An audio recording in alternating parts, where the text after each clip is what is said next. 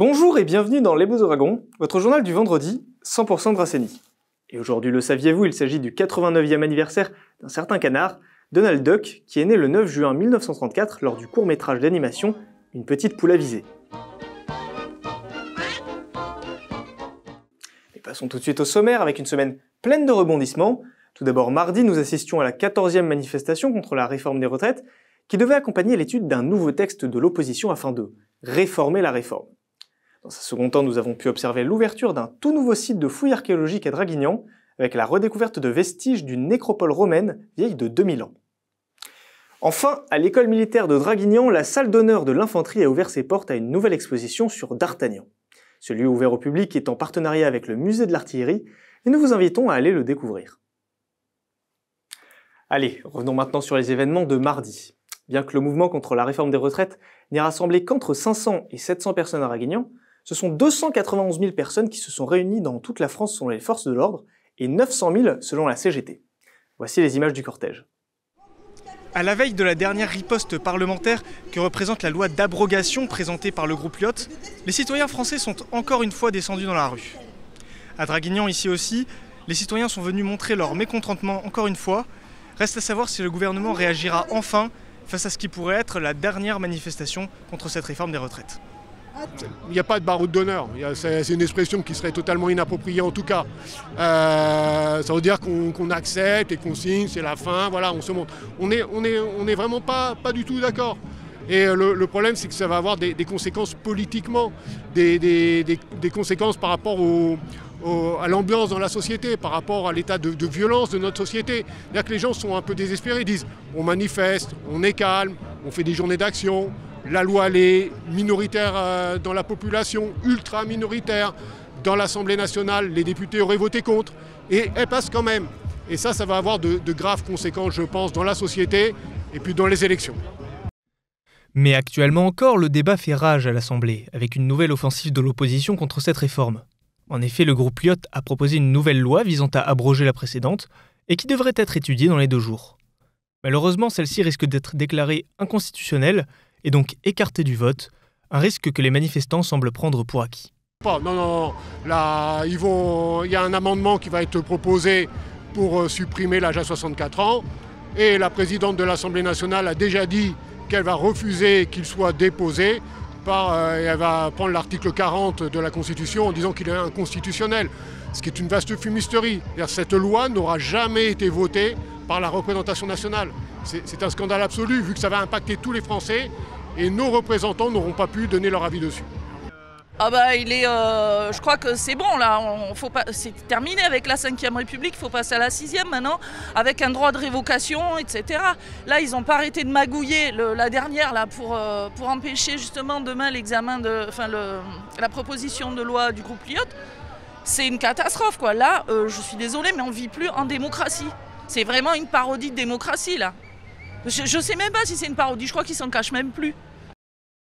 Finalement, si l'espoir semble s'en être allé, la colère gronde dans la rue. Malgré la fatigue de 14 jours de manifestation, qui se ressent, la lutte ne fait que commencer pour beaucoup, et l'union de l'intersyndicale semble déjà réfléchir à son prochain combat.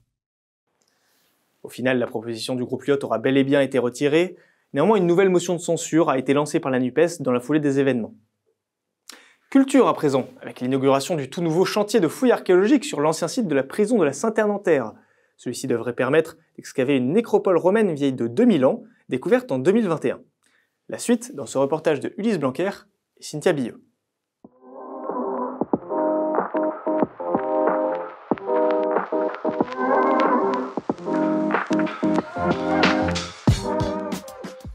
C'est sur le site de l'ancienne prison rasée à Saint-Terre-Nanterre que se trouve une nécropole datant de plus de 2000 ans.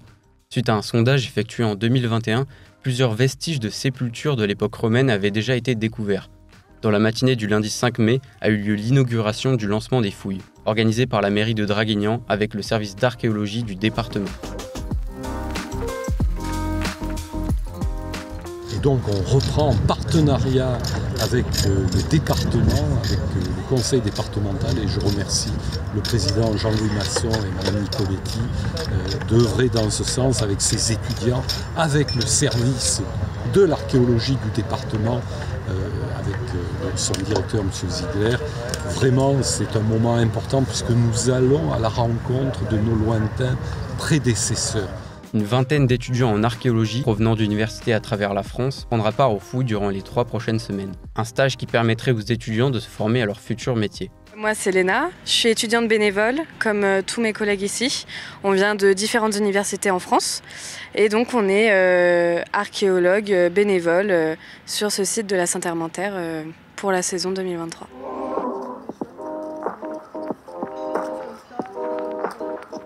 En fait, on a une question principale ici, c'est de comprendre la nécropole ici. Est-ce qu'il faut la rattacher à une villa antique qu'on connaît, qui est située à 300 mètres d'ici, ou est-ce qu'il faut plus la rattacher déjà à la ville antique de Draguignan? L'objectif de ces fouilles est de mieux comprendre l'histoire, mais également le fonctionnement de cette nécropole située à 500 mètres du monument classé du domaine de Saint-Hermentaire. Cette opération de fouille constitue une opportunité rare pour les archéologues qui auront 3 ans pour mener à bien ce chantier. Et enfin, direction l'école militaire où s'est déroulée une inauguration d'un tout autre genre, celle de la fresque de la salle d'honneur de l'infanterie, où siège désormais l'exposition d'Artagnan. Une manière de découvrir l'une des figures les plus emblématiques de l'histoire militaire française. Tout de suite, un reportage de Alicia Zejnula et Kylian Rambourg.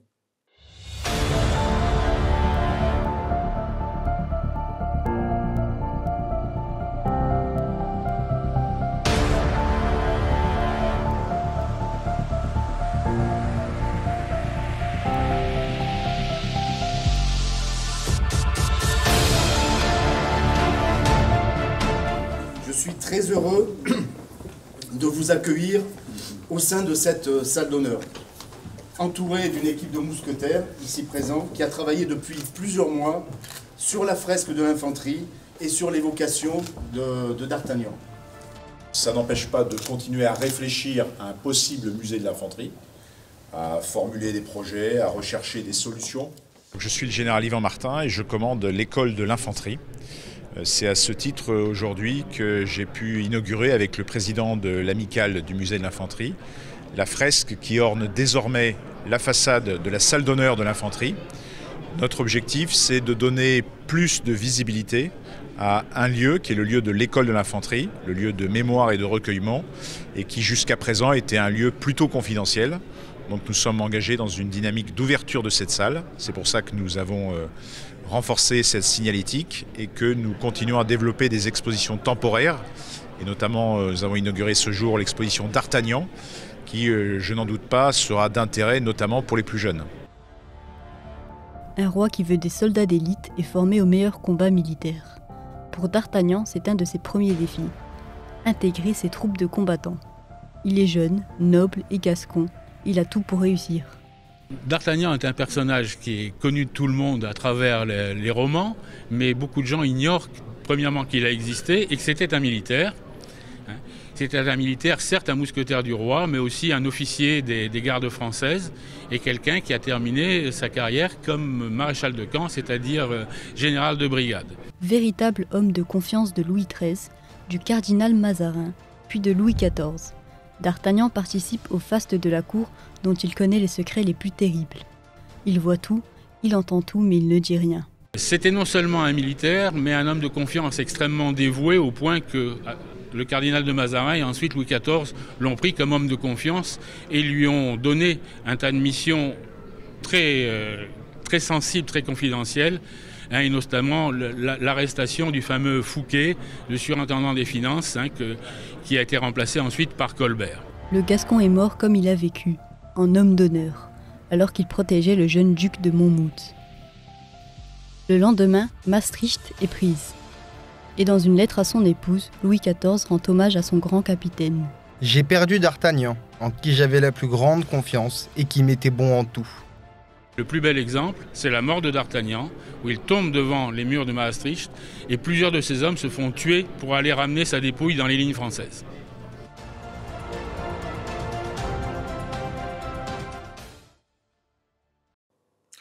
Et c'était tout pour l'actualité. Direction les stades à présent, avec Adam qui nous présente l'actualité sportive.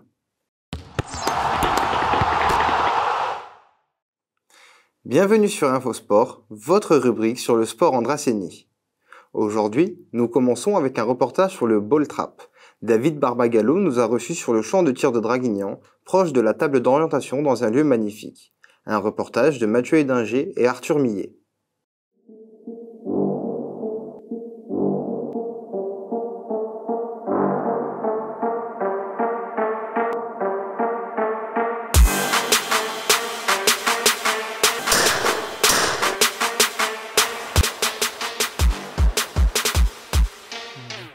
Le ball trap, discipline associant sport et loisirs, pouvant servir d'entraînement à la chasse ou tout bonnement pour se vider l'esprit et servir d'exercice de concentration. Nous sommes allés découvrir cette activité pour le moins originale. Les membres du club vont nous en dire plus sur leur passion. Je suis venu au ball trap tout petit, donc étant dracénois, j'ai connu le ball trap depuis l'âge de mes 8-10 ans.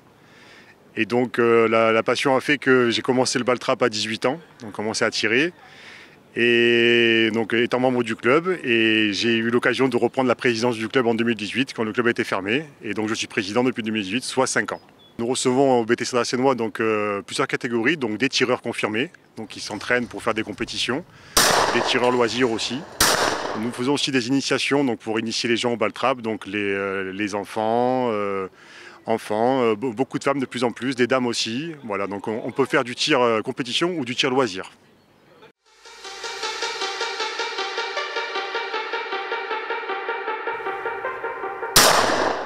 D'aujourd'hui, je pratique le ball trap depuis environ une vingtaine d'années. Et pourquoi? Parce que c'est plaisant, on a une bonne équipe, on a un bon club à Draguignan, on est bien représenté. Et puis ça permet aussi de se libérer un petit peu, de casser le rythme de la semaine par rapport au travail, et puis de voir des copains, et puis aussi de profiter de faire des concours.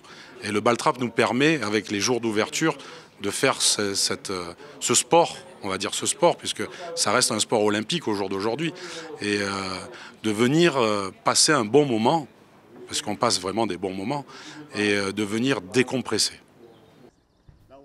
Un exercice pour les uns et un passe-temps pour les autres, le ball trap est ouvert pour tout le monde. Peu connu du grand public, mais il n'est jamais trop tard pour s'y prêter au jeu.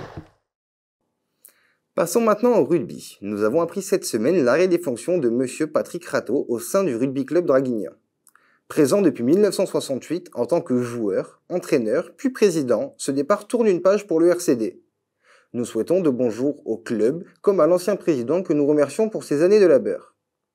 Maintenant, le handball. Le DVHB est heureux d'accueillir sa nouvelle recrue, Lucas Meffray. Arrière-gauche de 27 ans, ayant joué pour Nice, Angers, l'élite valdoise ainsi que son dernier club, le HLHB, ce joueur vient renforcer la défense dracénoise. À présent, en volleyball, un tournoi international a eu lieu. Les Poussines de Draguignan-Var Union Club ont performé durant l'exercice. Restant invaincues tout au long du tournoi, elles s'imposent avec un bilan de 4 victoires en 4 matchs. Pour finir, je vous informe que la semaine prochaine, Mathieu vous dévoilera notre reportage sur le tennis de table dracénois. C'est tout pour cette rubrique. Nous nous retrouverons vendredi prochain. Bonne semaine. Bonjour et bienvenue dans l'agenda de ce week-end. Cette fin de semaine vous sera très animée, en commençant par une fête, mais pas n'importe laquelle. La fête médiévale au centre du village de Calas, qui se déroulera du 9 au 11 juin, avec au programme des animations diverses telles que des spectacles de feu, un marché médiéval ou bien alors des spectacles de fauconnerie, pour apprécier comme il faut cet événement. Allez maintenant direction Draguignan à l'occasion d'une journée porte ouverte ce samedi 10 juin. Vous allez pouvoir découvrir le campus connecté de la Dracénie, un lieu qui met à disposition des équipements connectés pour permettre à chacun de suivre une formation à distance à laquelle il est inscrit auprès d'une université ou d'une école. Et nous terminons avec un événement dédié aux enfants de 0 à 3 ans avec la 7e édition des Enfants Terribles, en compagnie de la collection Areux, éditée chez Flammarion Jeunesse et imaginée par Joey Tech, une collection qui propose des histoires qui jouent avec la musique, des mots et stimule l'acuité auditive des petits. Au programme, de nombreux ateliers vous seront proposés et bien évidemment un spectacle musical qui tout ça aura lieu la semaine prochaine dans plusieurs médiathèques de la Dracénie du 14 au 17 juin. Voilà, c'est la fin de votre agenda. Je vous souhaite un agréable week-end et on se retrouve vendredi prochain. Merci beaucoup Alicia pour cette rubrique. Voilà qui clôt cet hebdo. Allez, merci à tous de nous avoir regardés jusqu'ici. C'était l'Hebdo d'Ouragon et je vous dis à la semaine prochaine.